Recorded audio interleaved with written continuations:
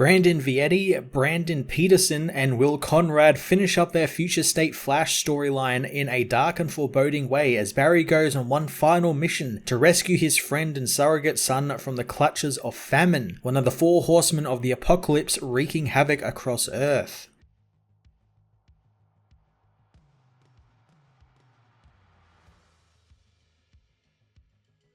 Much like the first part of this story, the conclusion is just as dark and hopeless, yet Brandon Vietti continues to write a Barry Allen who is hopeful and the light in the dark, knowing despite all that has happened to him and the people around him, he still focuses on his work to save his friend and to fix everything. I enjoyed how much of the issue was Barry finishing up his journal entries and explaining his frame of mind when faced with something that his science can't really comprehend, and how Wally is still trapped inside his own body, which gives him hope that he can free him. I was honestly shocked at how dark the story got, as well as the ending, which I didn't really see coming, but I really enjoyed it since it never once forgot that the Flash is the spark of hope in the universe, and he never gives up, even if he is now a ghost. The connection to the Teen Titans Future State book were really nice as well, and I'm looking forward to all of that paying off in that book as well. We got hints of it already in that first issue, so I'm looking for more explanation now that we have finished the Flash's side of that story. If I had one negative about the book, is that there were many instances inside the pages where it just kind of prattled on a little bit too much, often saying the same thing over and over in these huge word bubbles that would take up much of the page. There is only so many times you can say that Barry Allen is still the hope in the world over and over again before I start to get annoyed and frustrated. Brandon Peterson and Will Conrad's art again continues to be awesome and colourful and action-packed, and a great counter to the dark and merciless storyline, helping to highlight the beacon of hope that Barry is. I enjoyed the new Flash suit design as well, incorporating all the different parts from the Rogue's tools and weaponry and their costumes to great effect, creating a really pleasing looking costume that I'm kinda sad disappeared after a short time on the page. Future State The Flash Issue 2 was a great and surprisingly dark ending to the Flash story in Future State, going to places I didn't think a book like this would go. I commend Brandon Vietti for telling the story and showcasing Barry's never give up attitude and how he can and will be a beacon of hope for those around him, with the only downside to this issue being that it often reiterated things over and over with no added effect to each time it was done. I'm going to give this issue an 8.5 out of 10.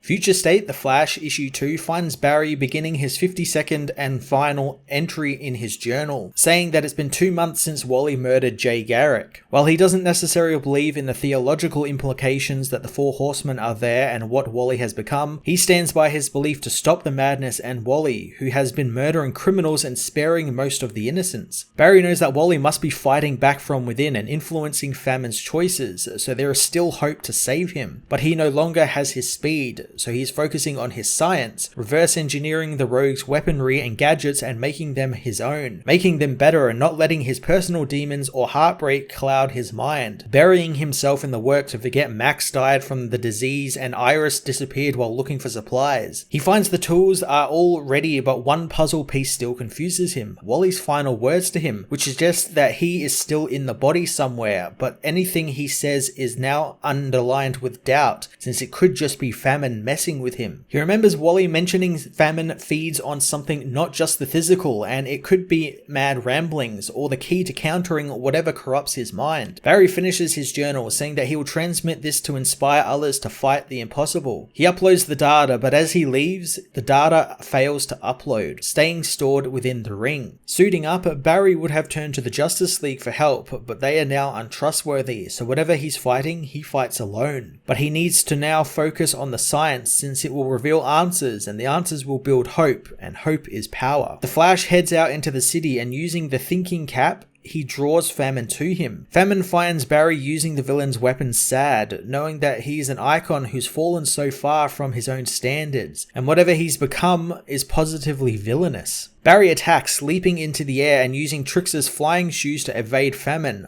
but the villain grabs his leg. Barry expected as much, having used Weather Wizard's wand to help siphon off the Speed Force energy from Wally and turn it into negative Speed Force energy with a reverse generator. With the extra power, Flash blasts Wally with the energy, not stopping his attack by using boomerangs and Rainbow Raider's goggles, cutting Wally's legs off. Barry pulls out the Heatwave gun to cauterize his wounds, but Wally disappears as the real Wally attacks, revealing that he just fought a Speed Force duplicate. Barry lets the armor take the villain's hits, but his generator is taken down, so he uses Pied Piper's Hypnosonics, blasting the villain with the sonic waves, which cause Famine to show his true form, but also make him angrier. Flash activates his mirror tech, making multiple copies of himself to battle the villain as he continues to blast him with the sonic weapon. He tells his ring to activate the shell, as below them a Still Force energy field based on the turtle activates. The Flash blasts the villain into the shell, trapping him in the Still Force. He knows he could finish this now, but he needs to try and get through to Wally one more time. He calls out to Wally, telling him that he is there to fight this thing with him, wanting him to remember all they have overcome and how much death and loss they have endured. And despite all of that and what they've become, they are all that are left. He tells the man Famine is distracted and together they can kill him as the spirit of Wally confronts Barry, demanding to know why he's trying to kill him. Barry says that he's trying to stop him, not kill him. Wally says that he's been weakened and he's dying, needing strength to fight back before it's too late. Barry tells Wally that he told him that Famine feeds on something and he wants to know what it is so they can starve the villain of it. Wally tells him to get Constantine or Xanadu to help as he collapses in his mentor's arms, but Barry tells him that magic is gone and has been gone for years, but Wally wants them now. Barry realizes that it's not Wally, blasting him with the cold gun and freezing Famine, who is impressed he saw through his ruse, gloating about how Barry is so hopeful to save his friend with science, but his ice gun couldn't possibly hold him, wondering what the hero was hoping to achieve. Barry says that he did it to stop Wally, which will stop him. He reveals that he modified the fuel in the ice gun, and the villain absorbed it into Wally's skin when he turned it into steam while vibrating out of it, which is now genetically altering his DNA, changing Wally's DNA and destroying his body's ability to run and use the Speed Force properly. Barry tells Famine to get the hell out of his friend, so Famine does, still unimpressed with Barry's plan since the hero still had to hurt his friend, and he is realizing he's sacrificed his family in vain to challenge a force beyond science. Famine fully reveals himself, telling Barry that it is the famine of hope itself he feeds on, and he never has been more sated than by starving the boundless hopes that so many invested into Wally West and Barry Allen. Barry is shocked to learn that Famine feeds on hope and that the villain has been with him this whole time, feeding on his moments of weakness from the beginning, and it wasn't the villain that broke them. He just fed on their loss of hope in him, and now he has attacked Wally, the one reason he kept going, so now Famine has come to feed on him. Barry collapses to the ground, telling the dying Wally that he failed him as Famine finds his despair intoxicating. Barry realizes that Wally's final words to him in their battle were warning him, or it could have been one of Famine's deceptions, knowing that he sought to stop the villain but only starved his family of hope as he led them towards death's door. Barry knows that war, pestilence, famine, and death are within him and are voices within them all, and for a time he thought Wally was fighting back and he was steering his body towards lesser evils, so now he's going to fight back as well, since challenging their inner voices steers them with their greatest hopes. Barry stands, saying that he will not succumb to his failings and will not be mired in fear, since doing any less would only feed the agents of demise. He confronts the villain, who says that his endless capacity to build hope proves his worth to him. The villain reveals that he brought Wally back to life, taking over his body yet again, and revealing to Barry to challenge his resilience, he pushed him just to a moment outside of time, and now Barry Allen will walk the world as an immortal ghost and witness as Famine feasts on the death throes of humankind. Famine speeds off, knowing the Flash will now feed him forever with his despair because he will never stop running out of hope and he will just keep running. Barry continues to think about focusing on the science as later, Psybeast arrives at the Flash Museum, finding Barry Allen's ring on the ground. He knows that they have lost the Flash, but the ring is loaded with data that they could learn from, and he thinks that Barry Allen has given them a fighting chance for a better tomorrow.